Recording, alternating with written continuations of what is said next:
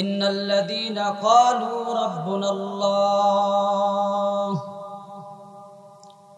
সুম্মা ইসতাকামু তাতানাজ্জালু আলাইহিমুল মালাইকা আল্লা তাখাফু ওয়া লা তাহজানু ওয়া আবশিরু বিল জান্নাহ وأبشروا بالجنة التي كنتم توعدون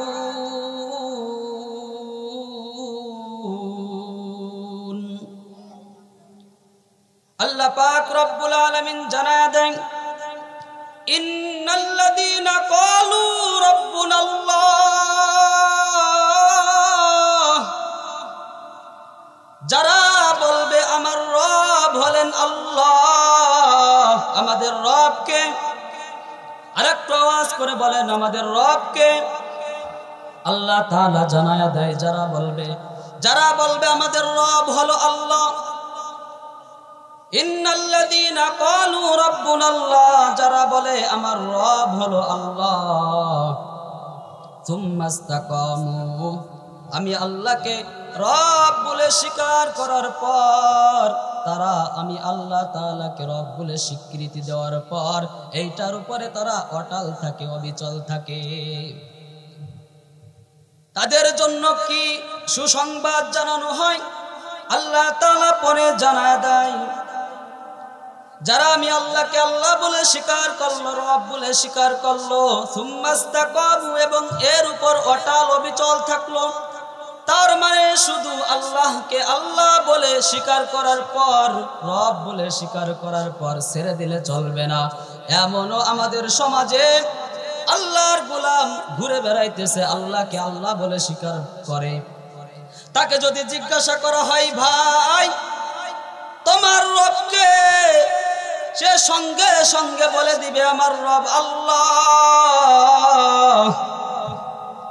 কিন্তু সে নামাজ পড়ে না কোরআন তেলাওয়াত করে না আল্লাহর জিকির করে না এমন বান্দা আছে না নাই কিন্তু তার কাছে জিজ্ঞাসা করলে সে বলবে আমার রব আল্লাহ সে জবান দিয়ে স্বীকৃতি দিতেছে কিন্তু এটার উপর অটল অবিচল নাই সুম্মা ইসতাকামু আল্লাহ তাআলা বললেন আমি আল্লাহকে আল্লাহ বলে স্বীকার করার পর ক্ষান্ত থাকলে চলবে না এটার উপর ইস্তেকামাত মানে এর উপর অটল অবিচল থাকার অর্থ হলো নামাজ পড়তে হবে কোরআন পড়তে হবে হজ যদি ফরজ হয় হজ করতে হবে জিকির করতে হবে কথা কোন ঠিক কিনা এইটা হলো আল্লাহকে আল্লাহ রব বলে স্বীকার করার পর ওইটার উপরে অটল অবিচল থাকাকে আল্লাহ তাআলা এটা বলেছেন যে আমি আল্লাহকে রব বলে স্বীকার করার পর তোমরা এটার উপরে অটল অবিচল থাকবে তার মানে তোমরা নামাজ পড়বে তোমরা রোজা রাখবে তোমরা কোরআন তেলাওয়াত করবে তোমাদের উপর হজ ফরজ হলে তোমরা হজ করবে উমরা করবে মানে যত ইবাদত আছে এটা করবে কথা কোন ঠিক কিনা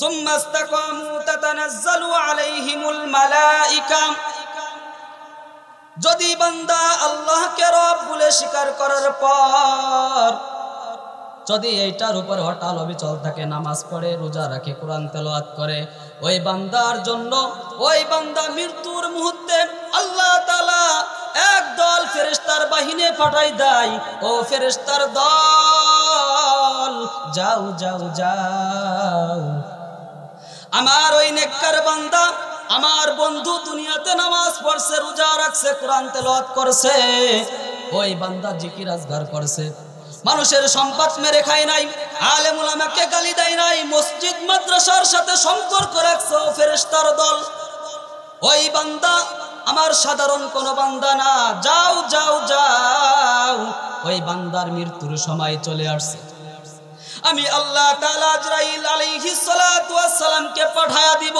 কিন্তু ফেরেশতার দল যাও তাতানাজ্জালু আলাইহিমুল মালাইকা আসমান থেকে আমার আল্লাহ একদল ফেরেশতার বাহিনী দুনিয়াতে পাঠায়া দেয় কেন পাঠায়া দেয় বলে ওই বান্দার আর সময় নাই ও আজরাইল যাও আজরাইল আসার আগে ওই বান্দা, যে বান্দা নেককার বান্দা, দুনিয়ার জমিনে নামাজ ছাড়ে নাই, কোরআন তেলাওয়াত ছাড়ে নাই, রোজা ছাড়ে নাই, আল্লাহ তাআলার জিকির আজগার ছাড়ে নাই, ওই বান্দার জন্য কি সুসংবাদ আমার আল্লাহ জানায়া দেয়, বলে ফেরেশতাদের মাধ্যমে জানায়া দেয়, ও ফেরেশতা যাও যাও, আজরাইল আলাইহিস সালাতু ওয়াস সালাম জানটা কবজ করার আগে ওই বান্দাকে জান্নাতের সুসংবাদ জানায়া দাও। या इलाही तू मेरा माबूद है, या इलाही तू मेरा माशूक है। তাহলে নেককার বান্দা মৃত্যুর আগেই জান্নাতের সুসংবাদ পেয়ে যায়। সুবহানাল্লাহ বলি। তাতানাজ্জালু আলাইহিমুল মালায়েকা আল্লা তাখাফু ওয়া লা তাহজানু وأبشروا بالجنة التي كنتم توعدون।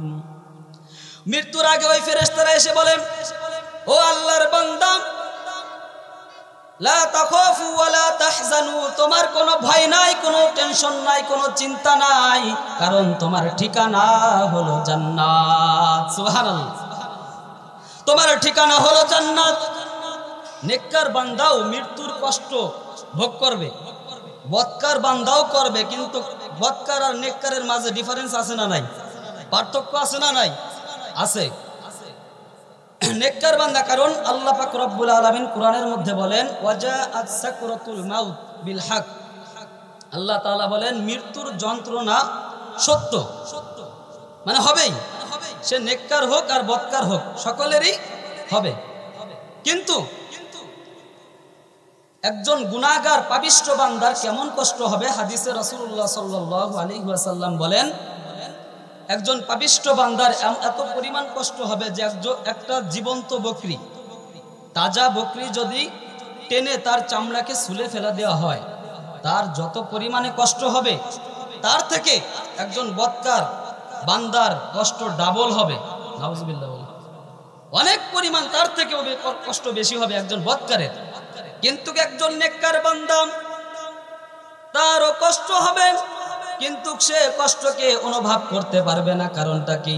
সে মৃত্যুর ওই মুহূর্তে, যে সময় আজরাইল আলাইহিস সালাতু ওয়াস সালাম জানকে বের করবে, যখন কাজটা সারবে, ওই মুহূর্তেই জান্নাতের সুসংবাদ তাকে জানায়া দেওয়া হয়।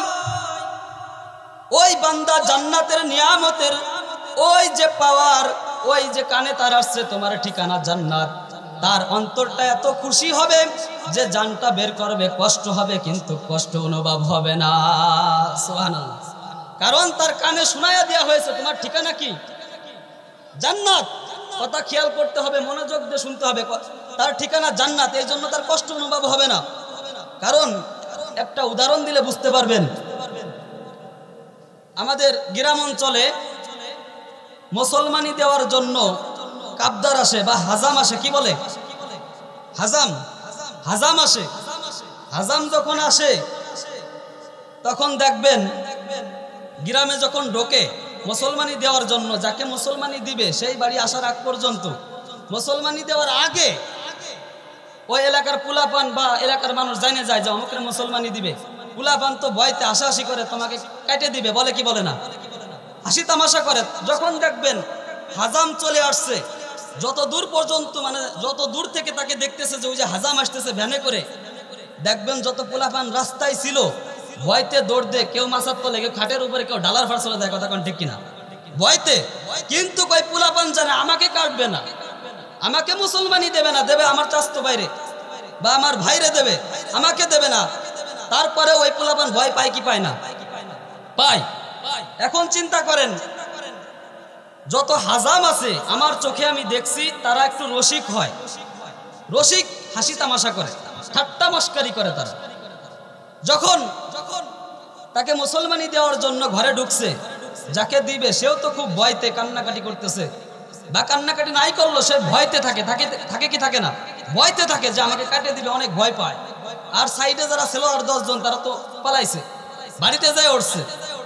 এখন চিন্তা করেন, যখন তাকে কাটবে, সকল কাপদেরেরই একই একটা অভ্যাস, তারা হাসি রহস্য একটু বেশি করে, এবং তারা যে সময় কাটবে তখন বিভিন্ন কথা বলে তাকে মস্তিষ্ককে অন্যদিকে ঘুরায় নেয়। কিভাবে? যখন কাটবে তাকে বসাইছে, বসানোর সময় তাকে বলা হয়, যদি একটু বেশি রসিক হয় সে বলে তোর নাকি অনেক শক্তি। যাকে কাটবে তাকে বলতেছে তোর নাকি অনেক শক্তি, তোর সাথে বলে কোনো পোলাপান পারে না, মারামারি করে। যার প্রশংসা করা হয় সে ছোট হোক আর বড় হোক, তার একটু খুশি লাগে কি লাগে না? ওর খুশি লাগতেছে, তোর নাকি অনেক শক্তি, তোর বলে ঘুষি মারলেও ব্যথায় না, পিঁপড়ের কামড়ে বলে তোর কিছুই হয় না।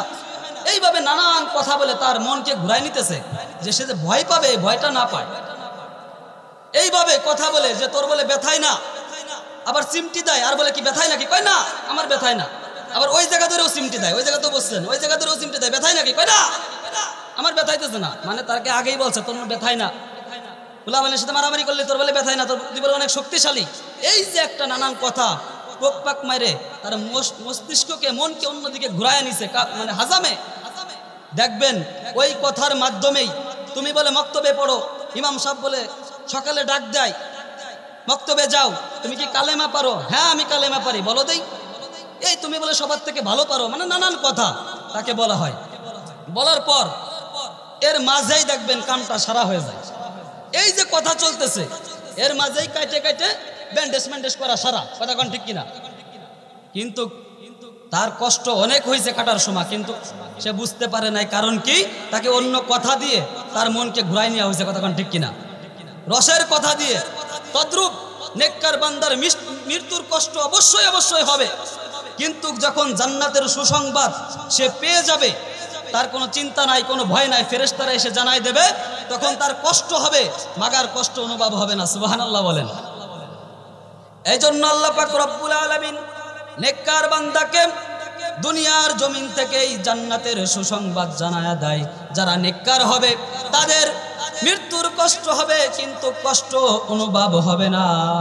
এই জন্য ইন্নাল্লাযীনা ক্বালু রাব্বুনাল্লাহ, আল্লাহকে রব বলে স্বীকার করার পর বান্দা ওইটার উপরে অটল অবিচল থাকতে হবে, ওইটার উপরে আমল করতে হবে যে রবের কি হুকুম। কারণ আল্লাহ পাক রব্বুল আলামিন আমাকে আপনাকে কেন দুনিয়াতে পাঠাইছে, কি জন্য সৃষ্টি করেছে, কি জন্য সৃষ্টি করলেন, কি জন্য আমাদেরকে দুনিয়াতে পাঠাইলেন, এটা আমাদের জানার দরকার আছে না নাই? আল্লাহ রাব্বুল আলামিন জানায়া দেয়, ওয়ামা খালাকুতুল জিন্না ওয়াল ইনসা ইল্লা লিয়াবুদুন।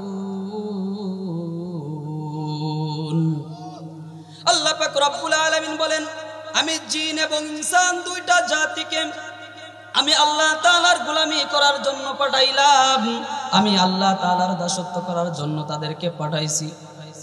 যদি কেউ মনে করে দুনিয়াতে আমি বড় বড় বিল্ডিং করব, অট্টালিকা করব, বড় গাড়ির মালিক হব, বাড়ির মালিক হব, কিন্তু ওই বান্দা আল্লাহ তাআলার গোলামি করে না। আমাদের ফরিদপুরের বিখ্যাত ওলিয়ে কামেল ছিলেন শামসুল হক ফরিদপুরি রহমাতুল্লাহি আলাইহি, জগৎ বিখ্যাত একজন আল্লাহ ওয়ালা ছিলেন, এত বড় বুজুর্গ বান্দা ছিলেন। তিনি বলেন, যে বান্দা দুনিয়ার সব পাইল, টাকা পয়সা অট্টালিকা বাড়ি গাড়ি সব পাইছে, কিন্তু আমার মাওলাকে পাই নাই, সে কিছুই পাই নাই, সে কিছুই পাই নাই। আরেকটা কথা বলতেন ফরিদপুরি রহমাতুল্লাহি আলাইহি, তিনি বলতেন, দুনিয়ার সব মানুষ হলো পাগল। বলে কেমন পাগল? বলে কেউ বাড়ির পাগল, কেউ গাড়ির পাগল, কেউ টাকা পয়সার পাগল, কেউ সম্পদের পাগল, কেউ নারীর পাগল, কেউ সুন্দরী নারীর পাগল, কেউ ক্ষমতার পাগল। সব পাগলের মধ্যে একদল পাগল আছে, তারা আমার মাওলার পাগল। তারা শুধু চিন্তা করে আমার টাকা লাগবে না, আমার বাড়ি লাগবে না, আমার গাড়ি লাগবে না, আমার নারী লাগবে না, আমার ক্ষমতা চাই না, আমি চাই একমাত্র কাকে? আমার আল্লাহ তো নিষেধ করে নাই তোমাকে ক্ষমতায় যাওয়া লাগবে না, আমার আল্লাহ নিষেধ করে নাই তোমাকে বাড়ি বানানো লাগবে না, গাড়ি কিনা লাগবে না, কিন্তু বান্দা তুমি যেখানেই থাকো না কেন, যাই করো না কেন, আমার আল্লাহকে উপস্থিতি রেখে, আমার আল্লাহকে হাজির রেখে কাজ করো বান্দা। তুমি যেটাই করবা, তুমি যেটাই করবা সেটার মধ্যে যদি আমার আল্লাহ তাআলার সন্তুষ্ট থাকে, তাহলে বান্দা তুমি ব্যবসা করবা, কামিয়াব হতে পারবা। কথা কোন ঠিক কিনা? বান্দা তুমি যেটাই করবা যদি আমার মাওলাকে স্মরণ করে করো বান্দা, যদি হারাম থেকে তুমি বেঁচে থাকো বান্দা, তাহলে তুমি কামিয়াব হইতে পারবা। বান্দা তোমাকে আল্লাহ তাআলা দুনিয়াতেও বাদশা বানায়া দিবে, আখিরাতেও বাদশা বানায়া দিবে। বলেন সুবহানাল্লাহ। সমস্ত কাজে কামে সমস্ত আমলে স্মরণ রাখতে হবে কাকে? সমস্ত ইবাদতের ক্ষেত্রে আল্লাহ তাআলা বলেন, কুল ইন কুনতুম তুহিব্বুনাল্লাহ ফাত্তাবিউনি ইউহিব্বুকুমুল্লাহ ওয়া ইয়াগফির লাকুম যুনুবাকুম আল্লাহু গফুরুর রহিম। আল্লাহ তাআলা বলেন যে আমি আল্লাহ তাআলাকে ভালোবাসতে চাই, আমি আল্লাহ তাআলাকে পেতে চাই, তারা যেন আমি আল্লাহ তাআলার প্রেরিত রাসূল হযরত মুহাম্মদ সাল্লাল্লাহু আলাইহি ওয়াসাল্লামের অনুসরণ করে। বলেন সুবহানাল্লাহ। মানে রাসূলের ইত্তেবা করা, রাসূলের অনুসরণ করা মানে কি? আল্লাহকে পাওয়া। যদি আমি আপনি রাসূলের অনুসরণ না করি, রাসূলের মুহাব্বত আমাদের মধ্যে না থাকে, মাগার আল্লাহকে পাওয়া যাবে না। কথা কোন ঠিক কিনা? এই জন্য আল্লাহকে যদি পেতে হয় অবশ্যই অবশ্যই আমার কাজটা হতে হবে নবীজির তরিকায়। কার তরিকায়? আমাদের যে হাদিসটা আপনাদের সামনে আমি তেলাওয়াত করেছি, নবীজি সাল্লাল্লাহু আলাইহি ওয়াসাল্লাম বলেন, তারাকতু ফীকুম আমরাইন লান তাদিল্লু মা তামাসসাতকুম বিহিমা কিতাবাল্লাহি ওয়া সুন্নাতা রাসূলি। মায়ার নবী সাল্লাল্লাহু আলাইহি ওয়াসাল্লাম জানায়া দেন, আমি নবী দুনিয়াতে থাকবো না, কিন্তু তোমাদের মাঝে উম্মতের দল দুইটা জিনিস রেখে গেলাম। কয়টা জিনিস? এক নম্বরে কিতাব আল্লাহ ওয়া সুন্নাতা রাসূলি। এক নম্বরে আল্লাহর কোরআন, যেটা আমি নবীর উপর নাজিল হয়েছে সব থেকে দামি কিতাব। তার নাম কি? সব থেকে দামি কিতাব হলো কোরআন, যেটা আমরা পেয়েছি। এই কিতাব আল্লাহ ওয়া সুন্নাতা রাসূলি। আর দুই নম্বরে হলো আমি নবীর সুন্নাত।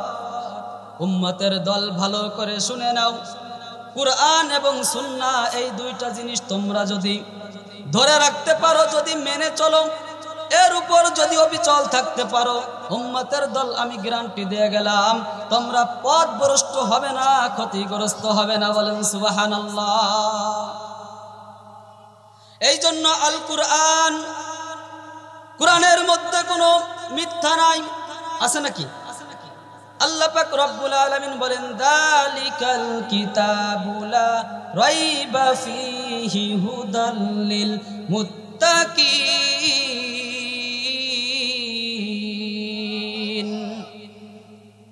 এইটা এমন একটা কিতাব যার মধ্যে কোনো ভুল নাই, কোনো সন্দেহ নাই।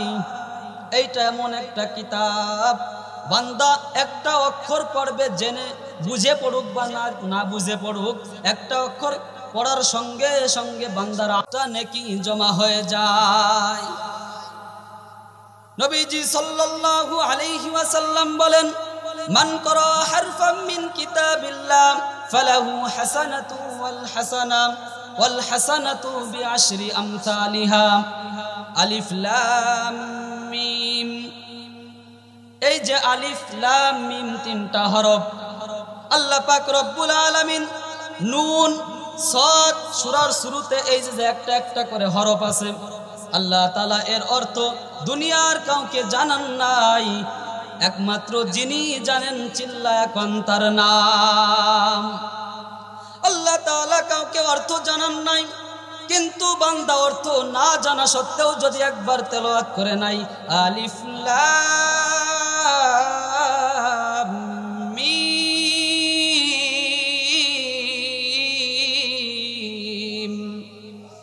আল্লাহ পাক রব্বুল আলামিন একটা হরফে বান্দার 10টা করে নেকি দেয়। আলিফ লাম মিম বান্দা জবান দিয়ে উচ্চারণ করছে, বলে 3টা হরফ উচ্চারণ করছে, বান্দার আমলনামায় সঙ্গে সঙ্গে 30টা নেক জমা হয়ে গেছে।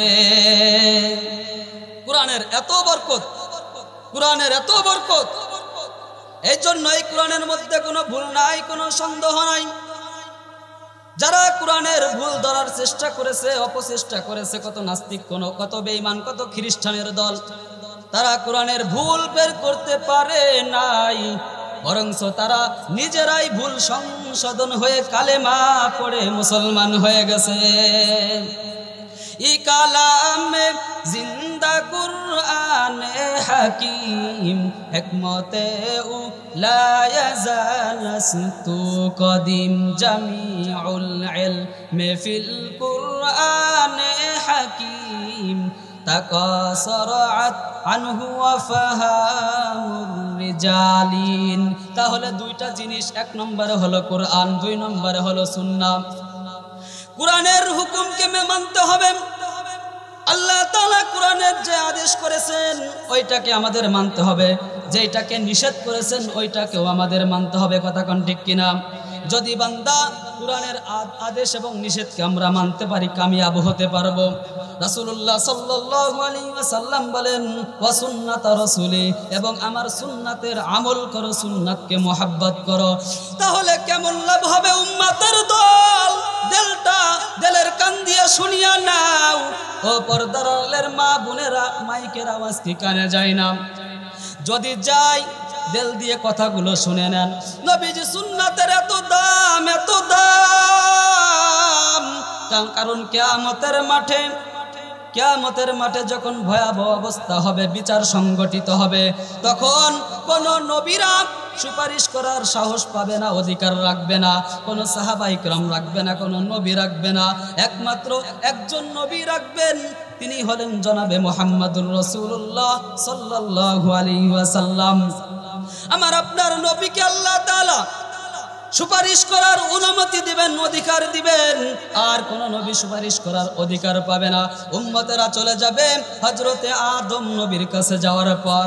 ওই কঠিন অবস্থা দেখে হযরতে আদম আলাইহিস সালাতু ওয়াস সালাম বলে, উম্মতের দল, এই কঠিন পরিস্থিতি, এমন কঠিন ময়দানে তোমাদের জন্য কিছু করতে পারবো না।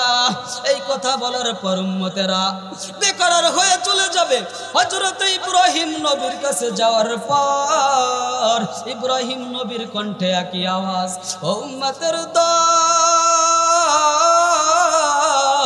এই কঠিন এই মুহূর্তে ভয়াবহ অবস্থায় তোমাদের জন্য কিছু করতে পারবো না, যাও যাও। উম্মতের দল ওই কঠিন ময়দানে চলে যাবে হযরতে মূসা আলাইহিস সালাতু ওয়াস সালামের কাছে। মূসা নবী একই আওয়াজ দিবে, উম্মতের দল, তোমাদের জন্য কিছু করতে পারবো না, কারণ এই কঠিন দিন আমি মূসার কি হবে জানা নাই, জানা নাই, জানা নাই। আমার অন্তরে বড় ভয়।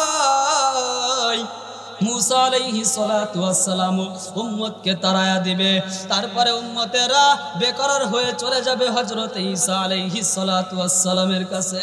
হযরতে ঈসা আলাইহিস সালাতু ওয়াস সালাম, তার কণ্ঠে কি আওয়াজ, তিনিও বলবে উম্মতের দল কিছু করতে পারবো না, কারণ এই কঠিন ময়দানে আমাদের অন্তরে বড় ভয়। আমাদের কি উপায় হয়? কারণ ওই দিন নবীরা পর্যন্ত নাফসি নাফসি বলবে, আল্লাহ বাঁচাও, আল্লাহ বাঁচাও, আল্লাহ বাঁচাও।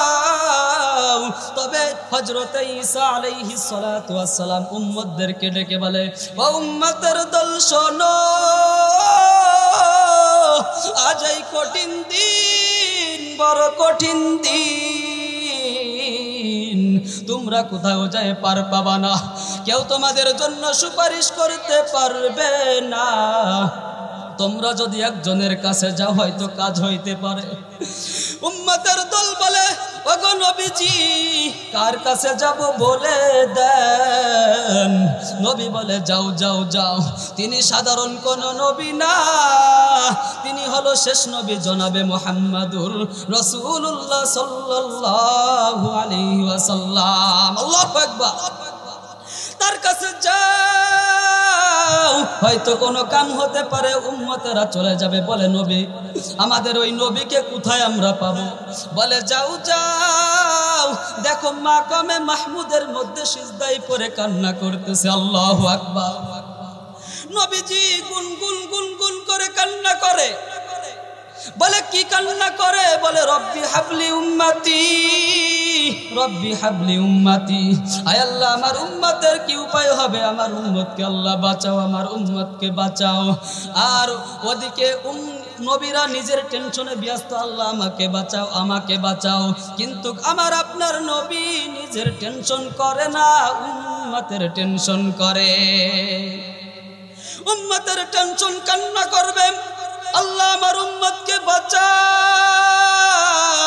উম্মতের টেনশনে বড় বেকরার হয়ে যাবে। ওরে নবীর উম্মতের দল আম্মা জান আয়েশা সিদ্দিকা রাদিয়াল্লাহু তাআলা আনহা বলেন ওগো নবীজি, নবীজি সাল্লাল্লাহু আলাইহি ওয়াসাল্লাম বলে যারা আমার সুন্নাতকে মানবে, সুন্নাতের মোহাব্বত করবে, মান আহাব্বা সুন্নতি ফাকাদ আহাব্বানি ওয়া মান আহাব্বানি কানা মাই ফিল জান্নাহ। যারা আমার সুন্নাতের মোহাব্বত করবে, আমার সুন্নাতকে মানবে, তারা আমি নবীর সাথেই জান্নাতে থাকবে। বলেন সুবহানাল্লাহ। আমার আপনার নবী এই কথা বলার পর আম্মা জান আয়েশা বলে ওগো নবীজি কিয়ামতের ময়দানে কে আপনার সুন্নাতের অনুসরণ করেছে, সুন্নাতকে মোহাব্বত করেছে, কারা আল্লাহর গোলামি করেছে, কিয়ামতের মাঠে আপনি কিভাবে তাদেরকে চিনিয়া চিনিয়া জান্নাতে প্রবেশ করাবেন গো নবী? ও নবী আপনার তো কোটি কোটি উম্মত, তাদের মধ্যে আপনি কিভাবে চিনবেন আপনার এইটা আশিক, এই বান্দা আল্লাহর গোলামি করছে, আপনার নবীর সুন্নাতের অনুসরণ করছে, আপনি কিভাবে চিনবেন? এই কথা আম্মা জান আয়েশা বলার পর নবীজি সাল্লাল্লাহু আলাইহি ওয়াসাল্লাম বলে রে আয়েশা, বিরাট একটা ছাগলের পাল, বকরির পাল যদি মাঠে ছেড়ে দেওয়া হয় রে আয়েশা, ওর মধ্যে কিছু ছাগলের কপালে সাদা চিহ্ন থাকে, চিত কপাল বলে। ওই ছাগলগুলো চিনা কেমন কঠিন আয়েশা। আম্মা জান আয়েশা বলেন ওগো নবীজি ওই ছাগলগুলো চিনা তো একেবারেই সহজ। হাজার হাজার লক্ষ লক্ষ ছাগলের মধ্যে যেই ছাগলের কপালে সাদা চিহ্ন দেখা যায়, ওই ছাগলগুলো বাছাই করা তো কোনো কঠিন ব্যাপার না। কাল কিয়ামতের ময়দানে যখন আমার উম্মতগুলো দাঁড়াইবে, তখন আমি কি নবী কিভাবে তাদেরকে চিনে চিনে জান্নাতে প্রবেশ করাবো? আয়েশা ভালো করে শুনে নাও, যখন তারা কিয়ামতের ময়দানে দাঁড়াবে, তখন 5 বেলার নামাজ ওযু বানায়া বানায়া আমার যে উম্মতগুলো পড়ছে, কুরআন শরীফ তেলাওয়াত করার আগে ওযু বানায়া বানায়া তেলাওয়াত করছে পরিষ্কার হয়ে, পাক হয়ে, ওই ওযুর অঙ্গগুলো কিয়ামতের ময়দানে তাদের নূরের আলোয় ঝলমল করতে থাকবে। কারণ এই কপালটা ওযু বানাইয়া আল্লাহ তাআলার কুদরতি পাই সিজদা করেছে, এই কপালটাও নূরের আলোয় ঝলমল করতে থাকবে। আমি নবী ওই উম্মতগুলোকে চিনিয়া চিনিয়া জান্নাতে প্রবেশ করাবো। ইমামুল আউয়ালিন আল আখিরিন বহরে সদকা রহমাতাল লিল আলামিন, শুধু আজুদাস রহমাতাল লিল আলামিন, মসজিদে উ শুধু হামারো এ জমিন।